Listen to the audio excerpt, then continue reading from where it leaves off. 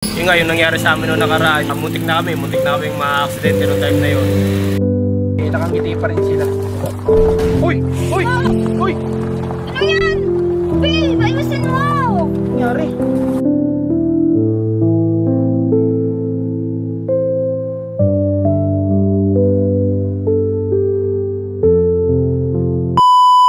So ayan, good day sa inyong lahat. Ngayong araw, nandito kami ngayon sa Naga City, Camarines Norte. Yan.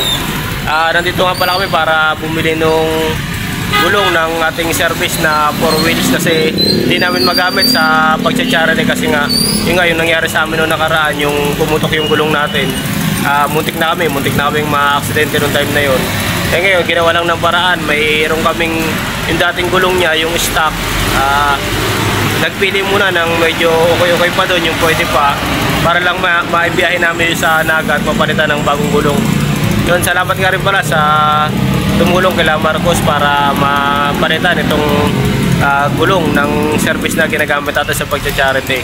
Yun, sana maging okay na para nang sa ganun, balik na tayo sa mission kasi ito din yung nagagamit namin sa yun nga, pag may dadaling kami mga gamit sa mga tinutulungan natin, nahirapan kaming dalhin kagaya nung last time na magdala kami kila Joy at Herdin. Nahirapan kami kasi motor lang yung dala namin, ang dami naming dala. May wheelchair, may groceries, may bigas, nasa motor lang namin. So ang hirap ibiyahe kasi nga, yun nga, sobrang dami namin dala. Tapos motor lang yung dala namin. Kaya medyo natagal lang kami nung papunta kila Joy at Herdin para madala yun. So ngayon, kailangan namin may ayos tong 4 wheels nang sa ganun, magamit ulit namin doon. Kaya ito, ginagawa namin ng paraan. Ito kami ngayon sa Naga.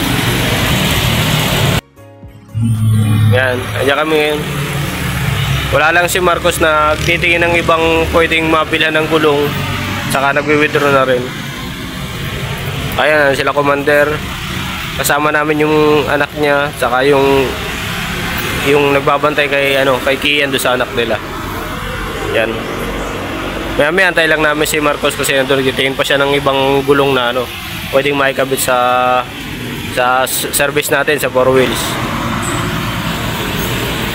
At yun nga, bali kahapon pa kami dito ng hapon kasi may pinuntahan pa kami, tinulungan pa namin si Nanay Nunay nung umaga at tinalhan namin ng kaunting tulong. Tapos pagkatapos namin doon bandang pahapon, dumiretso na kami dito na kami natulog. Nag-upa na lang kahit pa ng medyo mura-mura na tutulugan. Sa ganun, hindi kami mag-alangan sa biyahe kasi napakalayo po nito. Halos 6 hours yung biyahe namin papunta dito, tapos 6 hours pabalikan. So alanganin yung kung hindi tayo dito mag-stay ng isang gabi, mag-aalangan kami kasi biyahe pa lang, anong oras na 6 hours na agad yung kakainin. Tapos yung magkakabit pa ng gulong, medyo matagal pa rin. Kaya kailangan talaga namin ganito, mas pumunta ng mas maaga.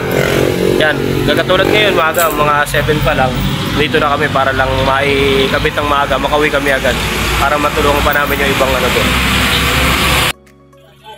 So yan, pinapalitan na yung gulong natin para mas na siyang i-drive sa mga pinupunta natin, lalo't mga lubak. Kailangan namin yung pang lubak papunta kay Joy, papunta sa mga iba natin pinupuntahan na halos bundok na.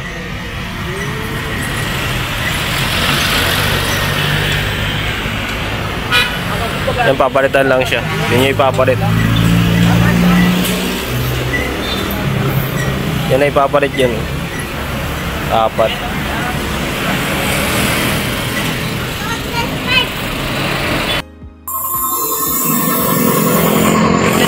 Yan, tinatanggal na. Ito na yung gagamitin natin. May mga gamit na tayo sa mission natin. Mas magiging okay na, mas matibay na to sa ahon, saka sa mga rough road na pinupuntahan natin. Kasi pinili namin yung pang off-road na talaga, pang na laban na sa mga ahonin na lubak na pinupuntahan namin. Yan, si Kuya kinakabit na. Hindi ko alam kung gaano katagal ito ikabit. Babalik pa kami ng Kapalongga para makabalikin kami agad mamaya. Kung aabot pa, pwede pa kami pumunta sa mga tinutulungan namin.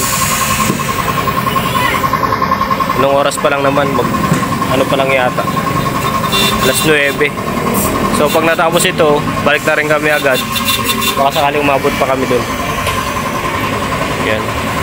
Nagkuha na rin kami ng ng spare tire niya dito sa likod para na sa ganun. Kung sakali mang may ganun ulit na pangyayari, meron na kaming pamalit. Noong nakaraan kasi wala kaming spare tire dito. Basta nakakabit lang siya ng wala kaming reserba sa likod. Kaya yun, nagkuha kami ngayon ng pang spare tire talaga para make sure na in case na may mangyaring hindi na ganun yung namin.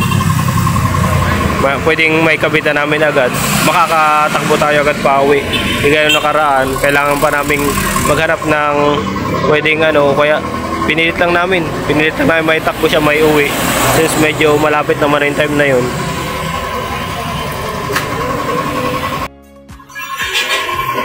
So ayan, natapos na ikabit yung gulong. Yan, okay na, siguro matibay-tibay natin, matibay na yung pangahon sa mga lugar na pinupuntahan natin. Yan, okay na, maganda-ganda na yan. Bali diretso na rin siguro kami pa uwi.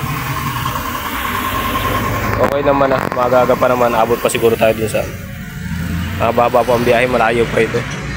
6 hours to binabiyahe mula dito hanggang sa amin sa Kapalonga.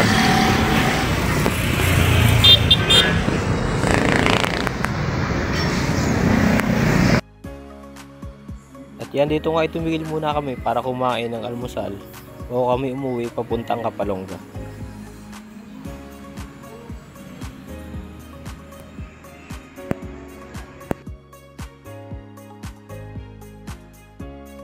Yan, nagbabiyahe na nga kami pauwi sa Kapalonga. Medyo maaga pa nito, kaya siguro naman naabot pa kami sa iba namin tinutulungan.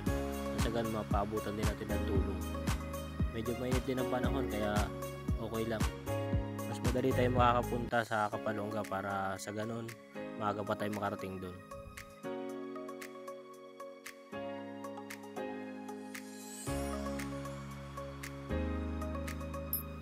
So ayan, magandang hapon. Yan, kararating lang namin. Dito na kami ngayon sa Pila Marcos. Yan, haggard na.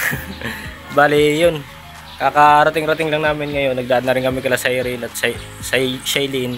Daan na kami doon para kahit paano mag-abot ng pang-alawan sila at kaunting tulong para sa kanilang pag-aaral yun. Yan, nagkarating namin. So papahinga muna kami. Hanggang dito lang muna yung vlog natin. Maraming salamat nga pala sa mga sumusuporta sa vlog ko, sa mga suporta ng Marcos TV at sa suporta ng Pogong Biyahero. Maraming salamat sa pag-subscribe. 1,000 subscriber na po tayo, mahigit. Maraming salamat po sa suporta ninyo.